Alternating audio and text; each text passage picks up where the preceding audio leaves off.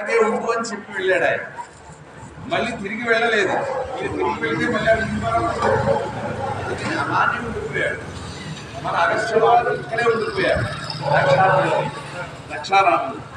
అలా పర్వతాలకు, నదులకు, సముద్రాలకు అధిష్టాన దేవతలు ఉంటారు. ఆ అధిష్టాన దేవతని కాపాడుతూ ఉంటారు. అలా హిమవత్ పర్వతానికి అధిష్టాన దేవత హిమవంతుడు, అతని భార్య మేనక. మీకు ఇంకా చెప్పాలంటే కృష్ణావతారం ద్వాపరంలో కృష్ణుడు 5 ఏళ్ల బాలుడు. తల్లి యశోద దగ్గరికి వెళ్ళి తిరుగుతున్నాడు. ఉయ్యాల్లో వేసి నిద్రపుచ్చుతూ ఉంది. నిద్రపుచ్చుతూ ఉన్నప్పుడు ఏదో జోలబాల పడుతుంటాం కదండి, అందరూ తల్లులు అని చెప్పి కానీ పడుకుంటారు. అలా యశోదం ఏం పడుతుంది, కృష్ణుని ఉయ్యాలలో పరుట పెట్టి ముద్దుల గోకుల బాల లాలిసా గుణమణిగణ జాల సుందరాంచిత శిశిరి గోపాల ధీర మునీశ్వర సముదయ పాల ముద్దుల గోకుల బాల సురుచిరఘన శీలజో. అలా దోల పడుతూ ఉంది. అలా 2-3 శరణాలు పడుతుంది. నిద్రపోయాడు. నిద్రపోయాడు. ఇంకా పాడుతుంది అమ్మ యశోద. వానర సేనలు జలధిని చేరా అంటే త్రేతాయుగంలో జరిగినటువంటి రాముడి కథ చెప్పుకుంటున్నాడు. ఇప్పటికీ చెప్పుకుంటున్నాడండి. అలా ఆ కథను చెప్పుకుంటున్నారు ద్వాపరంలో. ఆ కథ పిల్లడికి పాట రూపంలో పాడుతోంది. వానర సేనలు జలధిని చేరా వాసిగ సేను కట్టగ వీర పూరి మేడిన కరువడు వీర సాగరవంతయు పొంగుచు వీర అని పాడుతోంది. వెంటనే నిద్రపోతున్న 5 సంవత్సరాల బాలుడు కృష్ణుడు ఏం చేశాడు, తుల్లిపడి లేచాడు. లేచి సౌమిత్రే ధనుర్ధనురితి, సౌమిత్రి లక్ష్మణ ఆ ధనస్సుని ఇలా తీసుకురా, ఈ సముద్రుడి సంగతి చూస్తాను అన్నాడు. లక్ష్మణుని పిలుస్తున్నాడు. పూర్వజన్మ స్మృతి ఉండిపోయింది. తల్లిగారు పాడుతూ ఉంటే, పాట పాడుతుంటే సముద్రం దారి పట్టడం లేదు అంటే కృష్ణుడు ఏమంటున్నాడు, లక్ష్మణ ధనస్సు తీసుకురా, ఈ సముద్రుడి సంగతి చూస్తాను అన్నాడు. అలా పూర్వజన్మ శృతి అని ఉండి చేసి సందర్భం అది. తర్వాత మీకు వచ్చాక 5 ఏళ్ల బాలుడు. తీరా చూస్తే ఇప్పుడు కృష్ణుడు కృష్ణావతారంలో ఉన్నాడు. అప్పుడు సముద్రుడు ఆ కథ అంతా మళ్ళీ ప్రశ్నించి చెప్పింది యశోద. అలా సముద్రుడు ప్రత్యక్షమయ్యాడు కదండి, కానీ సముద్ర రూపంలో ఉన్నాడు. అలాగే పర్వత రూపంలో ఉన్న పర్వతరాజు హిమవంతుడు సకల సౌభాగ్యాలతో రాజ్యపాలన చేస్తున్నాడు. అది ఇలా అయితే చాలా ఐశ్వర్యం, ఎంత ఐశ్వర్యం ఉన్నప్పటికీ కూడా వారి ఇంట్లో ముద్దు కలిగే బంగారు పాప లేదు. వారి మందిరంలో చిందులు వేసి ఉండకపోవటం వారికి బాధను కలిగించింది. అయితే వీరికి సంతతి లేకపోలేదండి. ఒక కొడుకున్నాడు. ఆ కొడుకు ఎక్కడున్నాడు, సముద్రంలో దాక్కుని ఉన్నాడు. ఎందుకు, పూర్వం పర్వతాలకు రెక్కలు ఉండేవి. ఆ రెక్కలతో ఎగురుతూ ఉండేవి. ఎక్కడో ఎగిరి ఒక గ్రామం మీద పెడితే జన నష్టం, ఆస్తి నష్టం జరిగేది. దాంతో ఇంద్రుడు కోపించి తన వజ్రాయుధంతో పర్వతాల రెక్కలు తెగనరుతానికి బయలుదేరాడు, తన వజ్రాయుధం పట్టుకొని. అలా బయలుదేరినప్పుడు ఈ హిమవంతుని కొడుకు మైనాకుడు వాయుదేవిని సహాయంతో సముద్రం కోరి సహాయం చేసి ఆశ్రయం పొంది సముద్రం అడుగును దాక్కున్నాడు, పాతాళానికి అడ్డంగా. మనకు రామాయణంలో వస్తాడు హనుమంతుడు ఎగురుతున్నప్పుడు. ఆ మైనాకుడు ఉన్నాడు, కానీ ప్రవాసంలో ఉన్నాడు. ఎక్కడో తన దగ్గర ఉండకపోవడం చేత పాప కావాలి, సంతోషంగా ఉండాలి, పిల్లలు కావాలి అని సంతానవతులేని మైనాకుడు కన్నారు. ఒకడే మైనాకుడు దగ్గర లేడు. కాక ముద్దులకి బంగారు పాప కావాలని, ఒక ఆడపిల్లని కనాలనేటువంటి సంకల్పం. ఎందుకండి ఆడపిల్ల ఎక్కడుంటే అక్కడ లక్ష్మి. దశాపరేషాం దశ పూర్వేషాం అని కన్యాదానం చేస్తాం. సాక్షాత్తు విష్ణుమూర్తిగా భావించి అడుణ్ణి ఈ లక్ష్మిని మా లక్ష్మిని నీకు అప్పగిస్తున్నాను అని చెప్పి దశ పరేషాం 10 తరాలు అటు దశ పూర్వేషాం 10 తరాల ముందు మీరందరూ కూడా ముక్తులవుతురుగాక. కన్యాదానంలో అంతటి మహత్వం ఉందండి.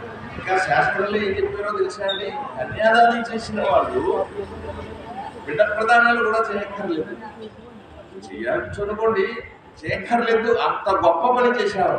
అంటే మనం ప్రతి అమావాస్యకి నీళ్లు విడుస్తున్నాం కదండి 12 గంటలకు, అది చెయ్యకపోయినా పర్వాలేదని చెప్పింది శాస్త్రం. చేస్తున్నాం అనుకోండి, అంత గొప్పది కన్యాదానం అంటే.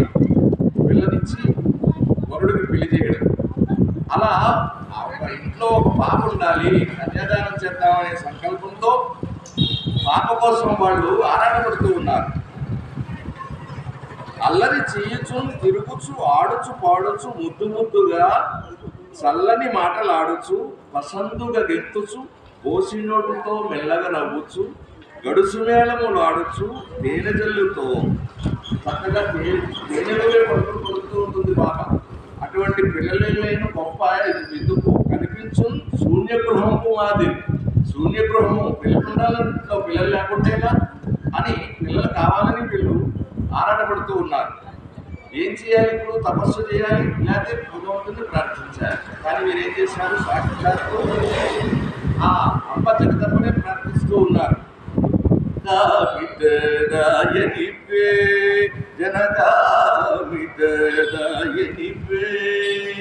కోమల రూపిణివే అమ్మ కామితరాయనివే నిరతము నిన్నే కొలిచిదమమ్మ కరుణదూడు మాయమ్మ భవాని కోరిన వారికి కొరత తీర్చువని కోరుచుంది నిన్ను దయగనుమా కోరుచుంది నిన్ను దయగనుమా లోకములో నీ వంటి దైవము లేరని నిన్నే చేరితినమ్మా లోకములో నీ వంటి దైవము లేరని నిన్నే చేరితివమ్మా త్రిపురాసుర సంహారినవని నిన్నిప్పుడు విడకమది నిలిపి కొలువు వీక్షించి నన్ను రక్షించి కోర్కెనందించి ప్రోభవిధి న్యాయమా అమ్మా కామితదాయనివే అభయము నిమ్మ ప్రోభవమ్మ అభయము నిమ్మ ప్రోభవమ్మ విరుత శుభంకరి సురా భయంకరి త్రిపుర సుందరి కాముని కామితములు శుభారి కామిత కాయనివే భక్తవ శంకరి శంకరి శక్తి స్వరూపిణి ముక్తిదాయిని కామమోగిని కలుషహారిని సంత తీర్చి సంతతిని గూర్చి నన్నేల రావే నా చింత తీర్చి సంతతిని గూర్చి నన్నేల రావే కామిత దాయనివే అమ్మా కామిత దాయనివే అమ్మా అని అమ్మను ప్రార్థిస్తూ ఈ విధంగా బిడ్డలు లేరనే చింతతో అంతులేని భక్తితో ఏకాంత స్వాంతతతో శాంతధారా ప్రవాహమైన కన్నీటితో ఆ బాలాత్రిపుర సుందరీ దేవిని ప్రార్థిస్తూ ఉన్నారు. ఎప్పుడైతే ప్రార్థించారో పూర్వకాలం కదిపి ఈశ్వరుడు పెళ్లికి ఉందంటే అప్పుడు డైరెక్ట్ అక్కడికి వెళ్ళేవారు, దేవతలు ప్రత్యక్షమయ్యేవారు, దేవతలతో మాట్లాడేవారు. ఎప్పుడైతే ప్రార్థించారో అమ్మ బాలాత్రిపుర సుందరి ప్రత్యక్షమైంది. ఈయన దేవత అండి, హేమవంతుడు మేనక అంటే దేవతలో వాళ్ళు ప్రత్యక్షమైంది. ప్రత్యక్షమైతే చెబుతూ ఉన్నారు, గంపగు పెన్నురుల్ వరల కోమలము ముఖమిందు బింబమై సంపదలీయు 4 భుజంబులు భక్త స్వభావకంబులై. అది ప్రత్యక్షమైంది.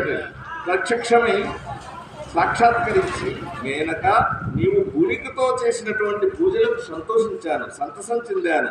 నీవు అక్షరకాలంలోనే తొందరలోనే గర్భవతి అవుతావు, 12 పాపను ప్రసవిస్తావు అని తదాస్తు అని చెప్పి అంతర్ధానమైంది. వరం వచ్చేసిందండి, కోరారు, దొరికింది, వరం వచ్చింది, ప్రత్యక్షమైంది. అమ్మ బాలాత్రిపుర సుందరీ దేవి ప్రత్యక్షమైన వరం ఇచ్చేసింది, అంతర్ధానం అయిపోయింది. ఇలా నెలలు గడిచాయి. అలా గడవగా చాలా సంతోషంగా ఉన్నారు. ఆ శుభగడియలు రానే వచ్చాయి. ఒక శుభదినాన అంటే చైత్ర శుద్ధ నవమి ఆరుద్ర నక్షత్రమున ఆదివారం నాడు మన సనాతన ధర్మం ఎంత గొప్పదో చూడండి. నక్షత్రం అండి, ఆరుద్ర నక్షత్రం. ఎవరిది? పార్వతి. కృష్ణుడు రోహిణి నక్షత్రం అష్టమి నాడు పుట్టాడు. రాముడు పునర్వసు నక్షత్రం. నక్షత్రాలు ఉన్నాయండి మన సనాతన ధర్మంలో. ఎప్పుడు పుట్టారో తెలియని వాళ్ళని పట్టుకుని వేలపడుతూ ఉంటారు. మనం వదిలేద్దాం వారి గురించి. అయ్యా, ఆదివారం వారం కూడా ఇచ్చారు. శుభ తిథి గడియలు అన్నీ కూడా పార్వతీదేవి అప్పుడు పుట్టిందండి. ఆదివారం నాడు చైత్ర శుద్ధ నవమి ఆరుద్ర నక్షత్రంలో జన్మించింది పాప. అయితే సంతోషపడాలి కదండి. హిమవంతుడు మేనకాను ఆ పుట్టిన బిడ్డను చూసి దుఃఖిస్తూ ఉన్నారు ఈ దంపతులు. ఏమిటండి? ప్రత్యక్షంగా అమ్మ వరమిచ్చింది త్రిపుర సుందరీ దేవి, బిడ్డ పుట్టింది. ఎందుకు బాధపడుతున్నారు? కట్టలు దిగిన ఆవేదనతో దుఃఖంలో మునిగిపోయారట. ఎందుకంటే ఆ బిడ్డ జ్వలిత జ్వాలలాగా, పగడపు తీగలాగా, అగ్ని శిఖలాగా, కన్నులు గుర్తించగలిపే అపూర్వమైన కాంతితో దగదగమానంగా వెలిగిపోతూ ఉండదు. అంత కాంతివంతంగా ఉంది. ఇక ఉంటే ఏంటి? కాంతివంతంగా ఉంటే ఉంటుంది, మరి బాగుంటుంది కదా. అంటే 4 బాహువులు, 4 చేతులు ఉన్నాయటండి. 4 చేతులు, నొసట కన్నుతో, అంటే 3వ నేత్రంతో పుట్టింది. అంటే సాక్షాత్తు ఆ బాలా త్రిపుర సుందరీ దేవికి జిరాక్స్ కాపీ అనుకోవచ్చు మన భాషలో చెప్పాలంటే. అలా 3వ కన్ను ఉంది, 4 భుజములు ఉన్నాయి. ఆశ్చర్యపోయారు వీళ్ళు.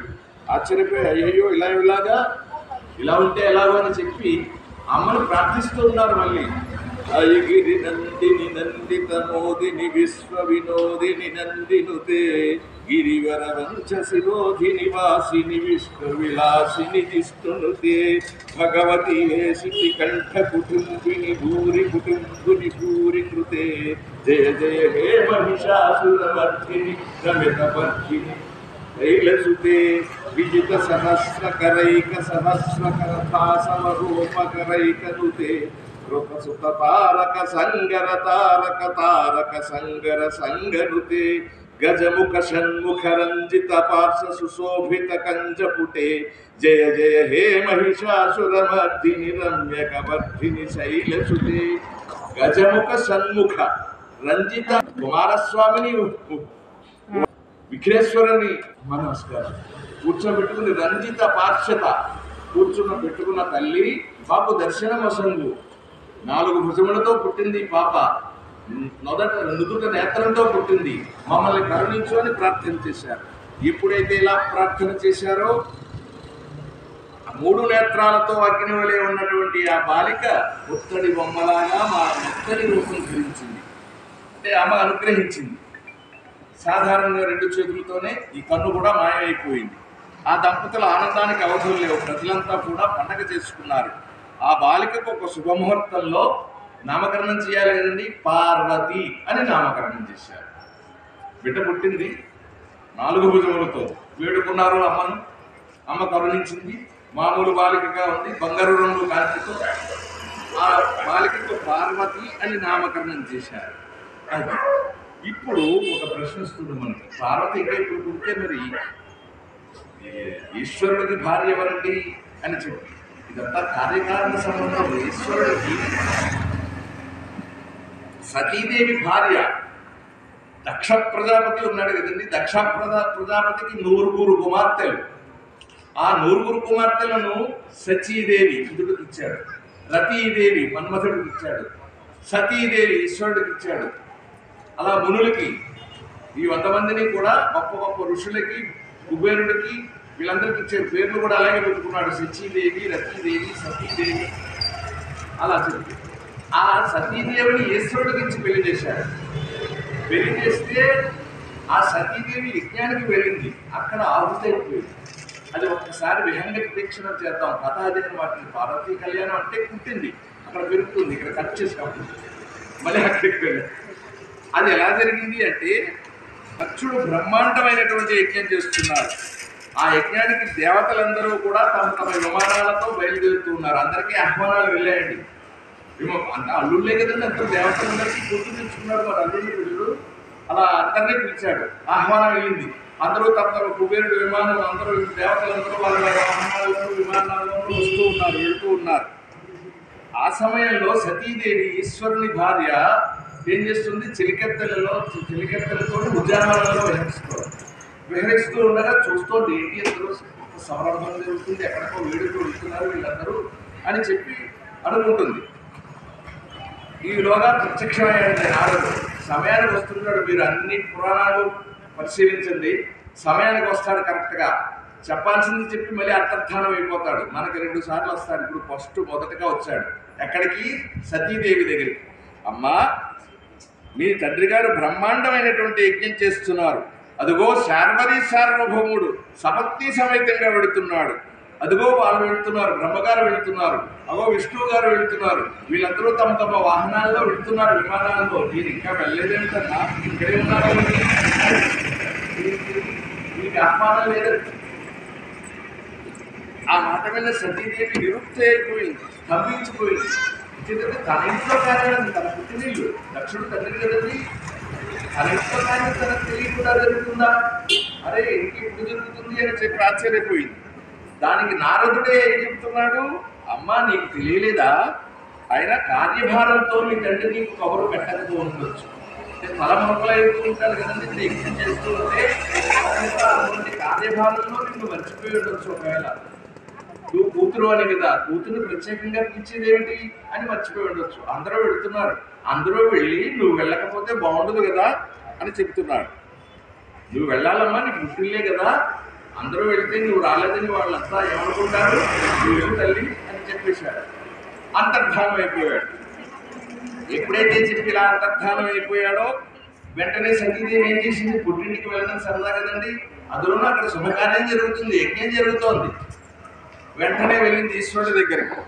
వెళ్ళి, నాథ, మా తండ్రి గారు యజ్ఞం చేస్తున్నారట, దేవతలందరూ వెళుతున్నారు, మనం కూడా వెళదామని కోరింది. ఈశ్వరుడు చెప్తున్నాడు, మీ తండ్రి గారు మనల్ని పిలిచిన కదా మనం వెళ్ళేది, మనల్ని పిలవలేదు కదా, మనకు ఆహ్వానం అందలేదు అని చెప్పాడు. అయ్యయ్యో, మిమ్మల్ని పిలవలేదా అసలు? నేను అలా అనుకోలేదు, మిమ్మల్ని పిలిచారేమో అనుకున్నాను, నాకు చెప్పలేదు, చెప్పుకోగలరు తపస్సులో ఉన్నారని. మిమ్మల్ని కూడా పిలవలేదా?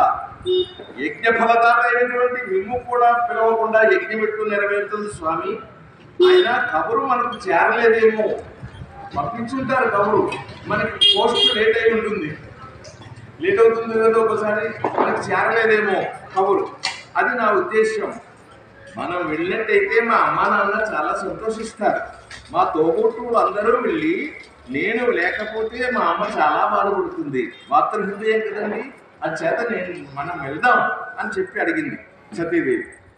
ఇంకా చెప్పాడు ఈశ్వరుడు, సతీ, స్త్రీ సహజమైనటువంటి పుట్టింటి మమకారం నిన్ను పట్టి లాగుతుంది. పుట్టింటి మీద మమకారం ఉంటుంది అంతవారందరికీ. అటువంటి పుట్టింటి మమకారం నిన్ను పట్టి లాగుతుంది. ప్రేమతత్వంలో మంచి చెడులు విధి నిషేధములు ఉండవు. ప్రేమతత్వమే అదే ప్రేమ. విధి రిస్ట్రిక్షన్స్ ఉండవు అన్నమాట. అది ప్రేమతత్వంలో విధి నిషేధములు ఉండవు. కానీ విలువని పేరంటమునకు వెళ్ళడం పాడి కాదు. మనం వెళ్ళినట్లయితే అవమానం తప్పదని నాకు అనిపిస్తుంది, వద్దు, వెళ్ళవద్దు అని వారించాడు. ఈశ్వరుడు సర్వం తెలుసు కదండి, వద్దు అన్నాడు. అయినా వెళ్ళలేదు, అడుగుతోంది. కూడదు సుమ కోమలి, ఇది కూడదు సుమ కోమలి, విలువని పేరంటమునకే గుట, విలువలేకయే తేలికయోను, విలువని పేరంటమునకే గుట, విలువలేకయే తేలికయోను, కూడదు సుమ కోమలి. ఓ కోమలి, పార్వతి, సతీదేవి, వారు పిలవకుండా మనం వెళ్ళడం మంచిది కాదు, అది శ్రేయస్కరం కాదు అని చెప్పి వారించాడు. అప్పుడు సతీదేవి దీనవదనంతో, నాథ, మాననీయులు మీరు, పిలవకుండా వెళ్ళడం ధర్మం కాదు. నిజమే, నేను నా పుట్టినింటికి వెళ్ళడం ఇబ్బంది ఏమీ లేదుగా, పిలవలేదు, మీరు అల్లుడు గారు రావక్కర్లేదు, అది నా పుట్టినిల్లు, ఎప్పుడైనా వెళ్తారు, ఎప్పుడైనా వస్తారు, అప్పు కదండి పుట్టినిల్లుకి, ఎప్పుడైనా వచ్చేదో పట్టుకుపోతుంటారు, ఆటో నేను వెళుతూ ఉంటారు. కాక శాస్త్రం ఏమి చెప్పింది? అనాహూయ మధ్వరం గచ్చే ఆహూయాత్ శుభకర్మని. శుభకర్మలు జరుగుతూ ఉన్నట్టయితే, మంచి కార్యక్రమాలు జరుగుతున్నట్టయితే, నామ సంకీర్తన జరుగుతున్నట్టయితే, యజ్ఞ యాగాదిత్రులు జరుగుతున్నట్టయితే, కథా ప్రవచనాలు జరుగుతున్నట్లయితే, హరినామ సంకీర్తన జరుగుతుంటే పిలవకపోయినా వెళ్ళండి, అక్కడికి తప్పకుండా వెళ్ళాలి. మిగతా కార్యాలకు పిలిస్తేనే వెళ్ళాలి. ఇటువంటి మంచి కార్యాలకు, యజ్ఞాగాది క్రతువులకు, నామ సంకీర్తనకు పిలవకపోయినా వెళ్ళి అక్కడ కూర్చోండి, వెళ్ళండి అని చెప్పి శాస్త్రం కదా నాథ. మా ఇంట పుట్టింట శుభకార్యం జరగడం, బంధువులందరూ రావడం, నేను వెళ్ళకపోవడం నా మనస్సు ఎంత బాగుంటుందో ఆలోచించండి. నాకు బాధగా ఉండదు. నాకు తోబుట్టువులందరూ వస్తే నేను వెళ్ళకపోతే కాక అందుకని నన్ను అనుగ్రహించి దీవించి నన్ను పంపించండి, నాకు ఎక్కడికే రావద్దు అని చెప్పి వేడుకుంది. మళ్ళీ చెప్తున్నాడు ఈశ్వరుడు, ఓ సతీదేవి, నీ పుట్టింటి మీదున్న మమకారం ఎటువంటిదో, నీకు నీ పుట్టింటి మీద ఉన్నటువంటి మమకారం ఎటువంటిదో, నీ మీద నాకున్న మమకారం అంతకన్నా ఎక్కువైనది. కనుక నీతో మీరు చెప్పేది అయినా విధి బలీయం. చర్చండి, ఆయన ఈశ్వరుడు కదండి, జగత్కర్త, జగద్భోక్త, విధి బలీయం. కనుక నీవు వెళ్ళు, కానీ జాగ్రత్తగా వ్యవహరించు, కాక ఒక్కరో దాని వెళ్ళకు అని చెప్పి ఏం చేశాడు? నందీశ్వరుణ్ణి తోడించి, నంది అవుతున్నది కదా బలగనాథున్నది, ఆ నందీశ్వరుడు కూడా వెళ్ళమన్నాడు. ఆ బలగడుతున్నారు, నువ్వు వెళ్ళయా అని చెప్పిన సరే నందీశ్వరుడు కూడా బయలుదేరాడు. అప్పుడు సతీదేవి ఒక్కరితే బయలుదేరి ఈశ్వరుడు ఆగిపోయాడు. అప్పుడు నందీశ్వరుడు అవతలి కదండి, అక్కడ మాయమవుతారు, ఇక్కడ ప్రత్యక్షం అవుతారు. వెళ్ళింది సతీదేవి, చూసింది, కోలాహలంగా ఉంది, చక్కగా అలంకరించారు, చాలా శోభాయమానంగా ఉంది. వరుసగా కూర్చున్నారు, అక్కడ రత్న సింహాసనాలు వేసి కూర్చున్నారు. ఇది వచ్చిన వాళ్ళు తక్కువ కాదండి, ఎవరు వచ్చిన వాళ్ళు ఇంద్రుడు, సూర్యుడు, వరుణుడు, లక్ష్మీ దేవతలు, బ్రహ్మ విష్ణు మహేశ్వరుడు. మరి ఇటువంటి సింహాసనాలు ఉండాలి, ఆ భక్షణాలు ఎలా ఉండాలి? అందుకని చూచింది. ఇప్పుడు అందరూ మొదలైపోయింది, భక్షణం యజ్ఞం మొదలైపోయింది, చూస్తూ ఉంది. కూర్చున్నారు కింద. వరుసుగ నింద్ర చంద్రయమ వారి చరిత్ర కృపీటయోని సాగర ధనధాది దేవత లఖండ మహావిభవం వెలర్ప భాసురతర రత్నహారముల్ శోభిలగా ఉపవిష్టులైరి సుందరతరమని పీఠికా వితతి దర్పమునర్పగా యజ్ఞవాటిక, ఆ యజ్ఞవాటికలో బంగారు ఆభరణములు ధరించి చక్కగా కూర్చున్నారటండి రత్న సింహాసనం మీద. మహావైభవోపేతులై సుందర మందహాసాలతో చారుతర రత్న సింహాసనముల మీద సుందరులందరూ, అంటే దేవతలందరూ కూడా కూర్చుని ఉన్నారట. తన తోబుట్టువులందరూ కూడా 100 మంది కదండి చెప్పుకున్నాం. సో ఎంత తోబుట్టువులు 100 మంది ఎక్కచంద్రుడు. వాళ్ళు తోబుట్టువులందరూ ఏం చేస్తున్నారు? పట్టు పీతాంబరాలు ధరించి బంగారు వేదికలపై సింగారంలో ఉడకబోస్తూ ఉన్నారట. పట్టు పీతాంబరాలు ధరించి తిరుగుతూ ఉన్నారు అక్కడ. అంటే వీడియోలో పడాలి కదండి, 50,000 రూపాయలు చేరింది వీడియోలో ఉండాలి, అందుకోసం వాళ్ళు అటు ఇటు తిరుగుతూ ఉన్నారు ఆ కెమెరా కట్టుగా కూడా. అప్పుడు కవులు కూడా అలా రాశారు. చూచింది ఒక్కసారి, చాలా బాధపడింది సతీదేవి. దేవదేవుడైనటువంటి ఈశ్వరుడు లేని యజ్ఞవాటిక, దీపం లేని ఇల్లులా, చంద్రుడు లేని ఆకాశంలా ఆమెకు కనిపించింది. ప్రాణం లేని శరీరంలాగా ఉందండి. ఈశ్వరుడు ఉన్నారు కదండి, లేదు మరి పిలవలేదు కదా మామగారు. ఈశ్వరుని ఆహ్వానించకుండా యజ్ఞం తలపెట్టిన తన తండ్రి అజ్ఞానానికి విచారించి లోపల బాధపడుతూ నిట్టూర్పులు వదులుతూ మెల్లగా తండ్రి ఉన్న చోటుకు వచ్చి, తండ్రిని ఎక్కడో యజ్ఞం దగ్గర ఉన్నాడు, వచ్చింది పక్కకు వచ్చి నిలబడి తండ్రి, ఈ యజ్ఞానికి పరమశివుని పిలవకుంటుటకు కారణం ఏమిటి? నా భర్తని ఎందుకు పిలవలేదు, నీ అల్లుడు గారిని ఎందుకు పిలవలేదు అడుగుతారు కదండి. అందరినీ పిలిచావు, నా భర్తని ఎందుకు పిలవలేదు అని చెప్పి అడిగింది. కారణం ఏమిటి అని ప్రశ్నించింది. దక్షుడు ఏం చెప్తున్నాడు? కోపంగా తిరుగుడు పడుతున్నటువంటి నేత్రములతో దక్షుడు కోపంగా, భూత ప్రేత పిశాచాధిపతి అయినటువంటి నీ పతి ఇందు ఉండడానికి అనర్హుడు. నీ పట్టి ఉండవలసి నీ భర్త ఉండాల్సినటువంటి స్థలం కాదు ఇది, దేవతలు ఉండాల్సినటువంటి స్థలం. అంటే ఈశ్వరుని అంగీకరించట్లేదు. కాక ఏమంటున్నాడు, భూత ప్రేత పిశాచములకు అధిపతి. ఆయనకి ఏమన్నా రాజ్యం ఉన్నదా, గజబలం ఉన్నదా, అశ్వబలం ఉన్నదా, ఆభరణములు ఉన్నవా? ఏమీ లేవు. భూత ప్రేత పిశాచాలకు అధిపతి. శ్మశానంలో ఉంటాడు, గొడుగు రాసుకుంటాడు. ఇంకా చెప్తున్నాడు, ఎదురు వస్తుంది మనకి అని చెబుతున్నాడు. అంతా సతీదేవి నాన్న చతుర్దశ భువన రక్షణాధ్యక్ష పదవీ దక్షుడైన త్రినేత్రుడు అందరికీ అధిపతి అయి ఉండగా మీకు నాకు ఈ సకల జగత్తుకు అధిపతి ఆయనే. అధిపతి అయి ఉండ ఒక్క భూత ప్రేత పిశాచములకే అధిపతి అని ఎలా అంటున్నావు తండ్రి? గాంధవ్యం అనేది మసి చుక్క లాంటిది కాదు, తులసినా పోవునది కాదు. నాన్న, అల్లులకు మర్యాద చేయవలసిన బాధ్యత నీది కదా అడిగింది సతీదేవి. చెప్తున్నాడు దక్షుడు, మర్యాద అనేది ఇచ్చి పుచ్చుకున్నదని నీ పతికి తెలియదు. ఆనాడు నైమిషారణ్యములో విష్ణు సభకు నేను వెళ్ళగా, అంటే ఎప్పుడో విష్ణు సభ జరిగినది నైమిషారణ్యంలో. ఆ విష్ణు సభకు ఈయన చీఫ్ గెస్ట్గా వెళ్ళారు దక్షుల వారు. వెళ్తే అందరూ కూర్చుని ఉన్నారు. అందరూ లేచి నిలబడి మర్యాద చేశారండి దక్షుడు. ఈశ్వరుడు లెగలేదు, లేచి నుంచి మరి పిలవలేదు. అతను కూర్చునే ఉన్నాడు. నన్ను అమర్యాదగా ప్రవర్తించాడు. ఆ బృందారకులందరిలో నీ భర్త మాత్రమే లేవలేదు, కూర్చునే ఉన్నాడు. అందుకనే అతనిని శివుణ్ణి పిలవకుండా ఈ యజ్ఞాన్ని నిరీశ్వరయాగం చేయగలిశాను. అతన్ని అవమానించడానికి నిరీశ్వరయాగం తలపెట్టాను అని చెప్పాడు కూతురుతో. ఇంకా చెప్తుంది సమాధానంగా సతీదేవి ఏమంది, తండ్రి, నీకు నాకు సకల ప్రపంచానికి సృష్టి స్థితి లయకారకుడు కదా పరమేశ్వరుడు. సర్వ ప్రపంచములకు దైవం. తండ్రి, కర్త, భక్త, భోక్త పరమేశ్వరుడే. అటువంటి పరమేశ్వరుడు అలిగిన నిన్ను ఈ బృందారకులు ఎవ్వరూ రక్షించలేరు. అక్కడ ఉన్న దేవతలందరినీ చూపించేటప్పుడు ఈ బ్రహ్మ విష్ణువులు కానీ అశ్విని దేవతలు కానీ ఆ ఈశ్వరుడికే కోపం వస్తే వీళ్ళెవరూ నిన్ను రక్షించరు.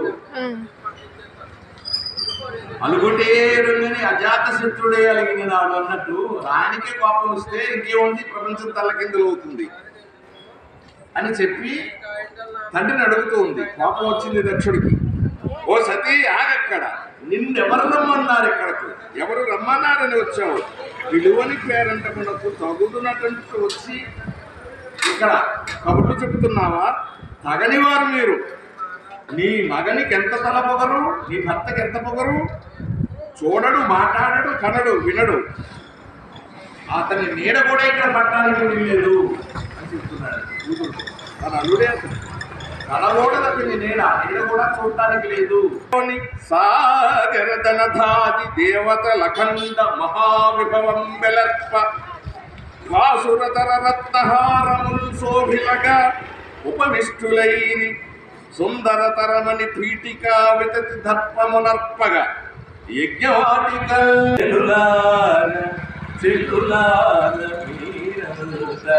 కూడిరారండి చెలువారు ఈ శివుని చేరదారండి. తలపైన నెలవంక వెన్నెలే కాయగా మొలక మీసెలపైన వన్నెలే పూయగా చెలులార చిరునవ్వులో వల్లపు చిందులాడేనే మురిపాలు మూపై మురిసి ముసిరేనే చెలులార మీరంత కూడిరారండి చెలువారు ఈ శివుని చూడరారండి. శంకర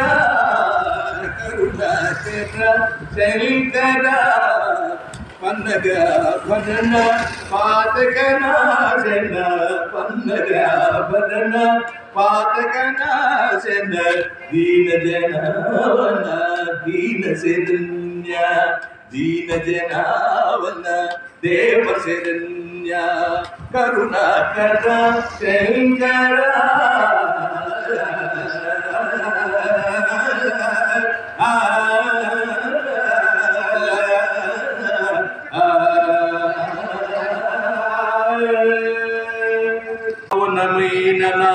ప్రణయ భావము నా మృతి మాత్రము చే వృథా పోవదు.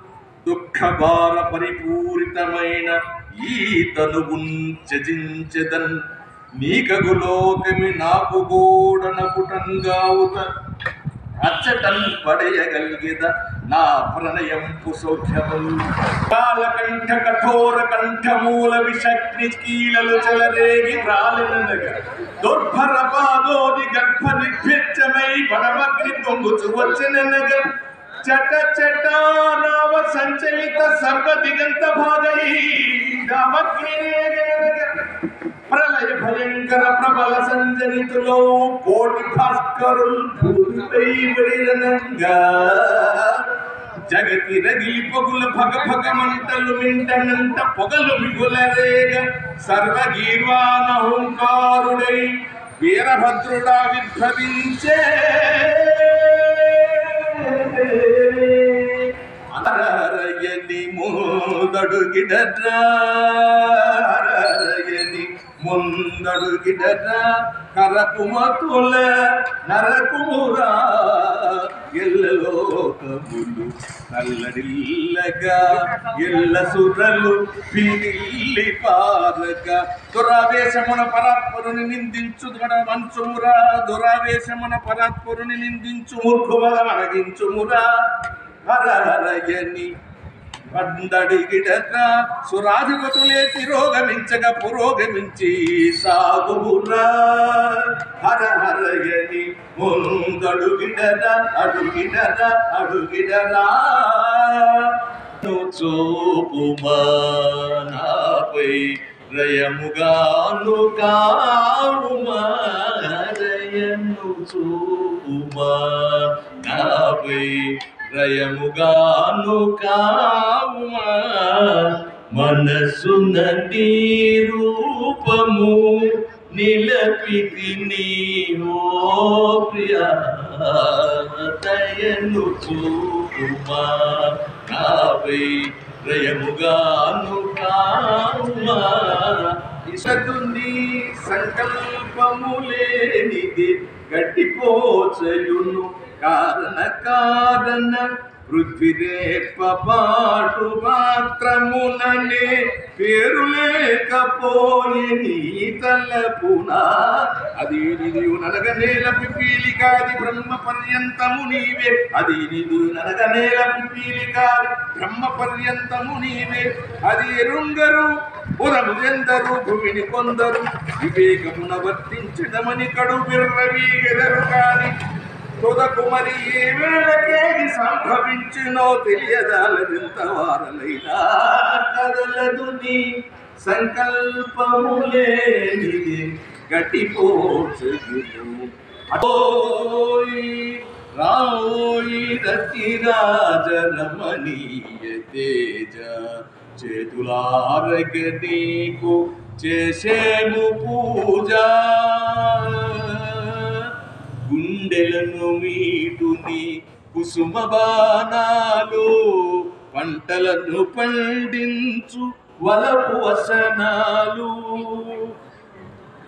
ఎండిపోయిన మ్రోడు చిగురెత్తగలవు. పండిపోయిన వలపు పైట సవరించు. రావోయి రతిరాజ రమణీయ తేజ. చేతులారగ నీకు చేసేము పూజ.